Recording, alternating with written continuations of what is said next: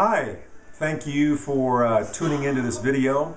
Our family is celebrating Passover, and a little background, my mother was Jewish and had grown up in a family of 20 brothers and sisters. She was from Morocco, and so we enjoy as a family celebrating Passover, and so we're doing that tonight here in the Riley home.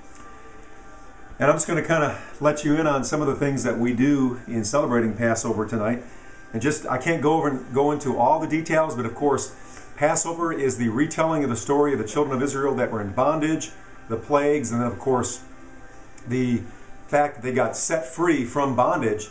And of course, Passover is when the blood was applied on the doorposts, and the death angel came and killed all the firstborn, except for those that had the blood applied to the doorposts. So that's what Passover is. And so I'm just going to go over some of the little Passover elements that are in a Passover celebration. So if you look down here we have what is supposed to be a shank bone from a lamb. Well, this is a chicken bone. That's what we're going to use tonight. But on the afternoon before Passover, the Pesach, as it is called, Passover offering was made. An unblemished lamb, male lamb, was sacrificed, roasted whole and eaten by all. The shank bone of a lamb symbolizes the lamb eaten before they fled Egypt. It also reminds us that the Lamb of God was sacrificed for us on the cross. So that's what that is. Then we have bitter herbs, and that's what this is. As the bitterness of the horseradish, and that's what this is, brings tears to our eyes. We're reminded of the tears that were shed by all the children of Israel who are experiencing the bitterness of slavery in Egypt. It also reminds us of the bitterness of the bondage of sin that all of us were in before Jesus came as the Lamb of God. So that's the horseradish. And then you have something here, and I'm not going to pick it up, but you have something called the caroset. It's a mixture of apples and other fruits and nuts, cinnamon and some spices. It's symbolic of the mortar that was used to make the bricks and a remembrance of the hard work done in Egypt. And then you have what's called the carpus or the parsley.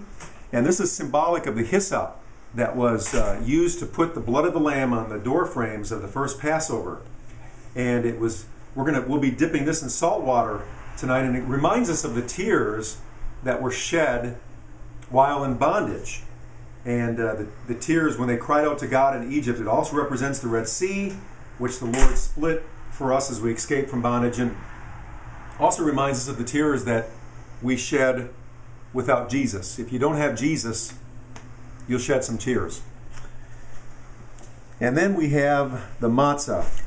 And the matzah is made with no leaven, and it reminds us that the Hebrews left Egypt in a hurry. It also reminds us to remove any sin in our life.